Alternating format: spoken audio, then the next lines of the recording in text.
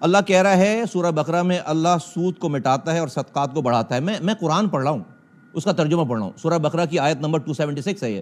اللہ سود کو مٹاتا ہے اور صدقات کو بڑھاتا ہے اور اللہ کسی ناشکر گناہ گار کو پسند نہیں کرتا. اگلی آیت میں اللہ کیا کہہ رہا ہے؟ اے ایمان والو, اللہ سے ڈرو اور اگر تم واقعی مومن ہو تو سود کا جو حصہ بھی کسی کے ذمہ باقی رہ گیا اسے چھوڑ دو.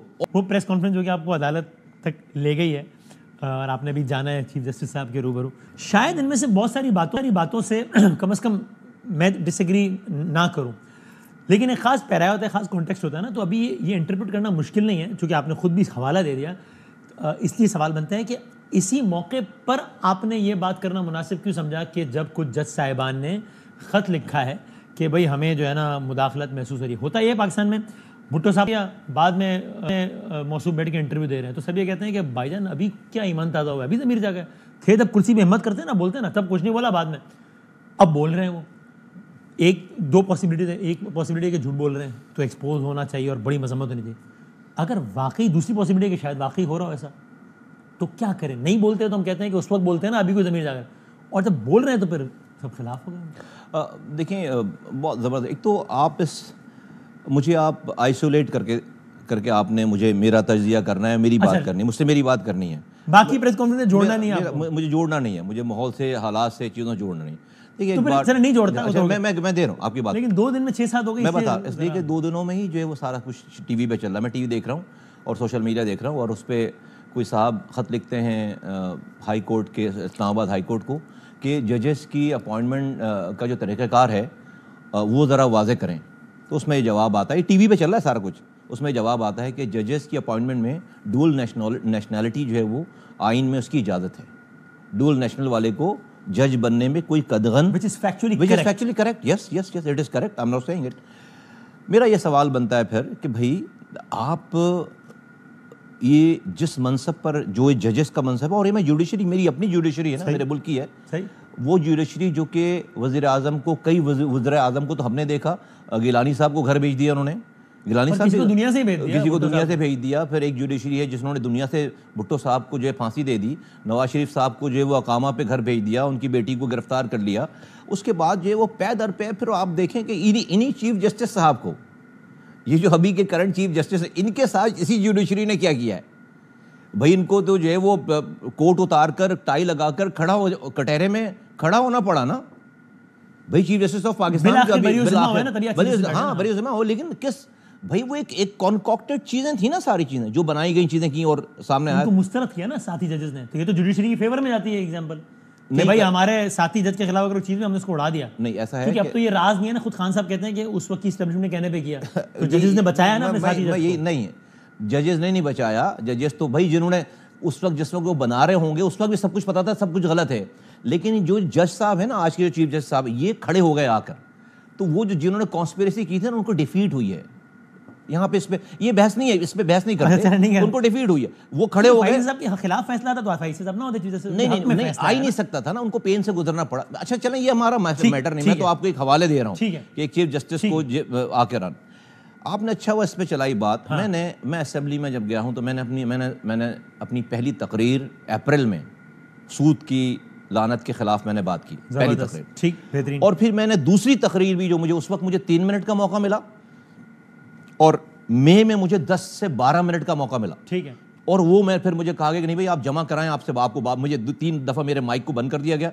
دوسری تقریر بھی میں نے کی تو پورے مجھے 12 منٹ کا ٹائم ملا, اور میں نے پورے سود کے اوپر پورا اپنا بیان دیا. میں اس کے اوپر بلیو کرتا ہوں, بلیو رکھتا ہوں, کیونکہ یہ کسی مولوی کی بات نہیں ہے, یہ کسی کتاب کی بات نہیں ہے, یہ اللہ کے اور اس کے رسول کی بات ہے. بہت خطرناک. میں اس ملک میں خوشحالی چاہتا ہوں.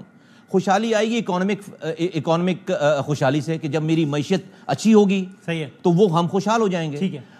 میری معیشت ہے سود پر, اللہ کہہ رہا ہے میں سود کو مٹا کے رہوں گا. اللہ میری معیشت کو مٹانے کی بات کر رہے ہیں, اور اللہ کہہ رہے ہیں کہ جو تم سود سے میں آپ کو مفہوم عرض کر رہا ہوں کہ سود کے لین دین والے جو ہے وہ اللہ اور اس کے رسول سے ان کی جنگ ہے. ٹھیک ہے, اللہ اور اس کے رسول سے جنگ ہے. ٹھیک ہے, اس کا اس سے تعلق میں آ رہا ہوں. تو جب میں نے یہ دیکھا کہ 6 ججز کے لیٹر کے اوپر سپریم کورٹ نے سو موٹو لے لیا, تو میرے دماغ میں فوراً یہ بات آئی کہ اپریل 2022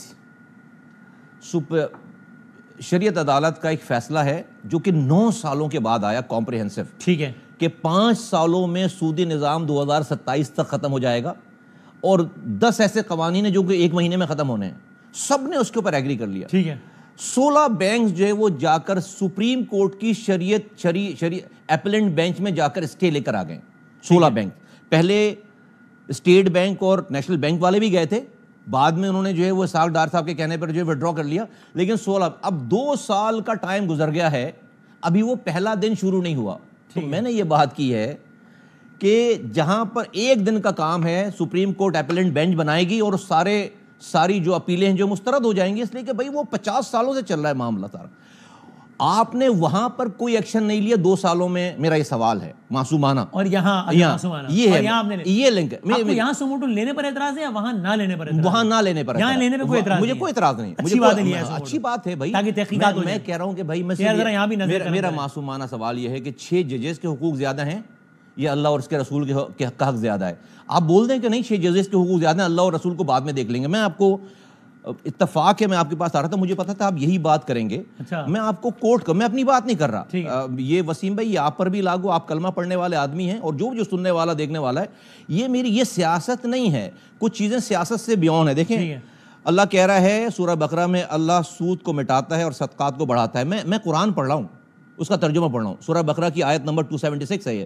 اللہ سود کو مٹاتا ہے اور صدقات کو بڑھاتا ہے اور اللہ کسی ناشکر گناہ گار کو پسند نہیں کرتا. اگلی آیت میں اللہ کیا کہہ رہا ہے؟ اے ایمان والو، اللہ سے ڈرو اور اگر تم واقعی مومن ہو تو سود کا جو حصہ بھی کسی کے ذمہ باقی رہ گیا اسے چھوڑ دو. اور اگلی آیت میں 279، پھر بھی اگر تم ایسا نہ کرو گے تو اللہ اور اس کے رسول کی طرف سے اعلان جنگ سن لو، اور اگر تم سود سے توبہ کرو تو تمہارا اصل سرمایہ تمہارا حق ہے، نہ تم کسی پر ظلم کرو نہ تم پر ظلم کیا جائے. یہ علم والے لوگ کہتے ہیں کہ اللہ نے کسی بھی گناہ پر اتنی سخت وعید کسی چیز پر گناہ پر نہیں کی ہے کہ جس طرح سے سود کے نظام پہ کی. میں اس ملک میں اچھا پھر یہ تو ہو گئی، یہ قرآن ہو گیا، یہ قرآن اپنے گھر سے شروع بھی کیا ہے. ہاں اپنا عمل ہمارا، میرا عمل مجھے پتا ہے. اس کا مطلب پھر ابھی بجٹ آ رہا ہے 7 تاریخ کو، سارا فائنانس بل پہ آپ سائن نہیں کریں گے؟ نہیں، میں تو 1200 ارب روپے سود پہ رکھا ہے انہوں نے. بھائی ہر چیز سود، آپ نے سائن نہیں کیا توڑ جائے گا.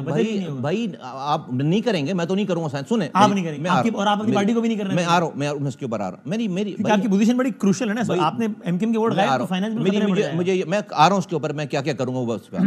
میں نے آپ کو قرآن بتا دیا، اللہ کے رسول کی حدیث ہے، جس قوم میں سود اور زنا پھیل جائے وہ دنیا میں آخرت کی بات نہیں ہو، دنیا میں ہی عذاب کی مستحق ہو جاتی ہے. اور ذوالفقار علی بھٹو کا یہ آئین ہے 73. ذوالفقار علی بھٹو مولوی نہیں تھے، ہاں لبرل آدمی تھے.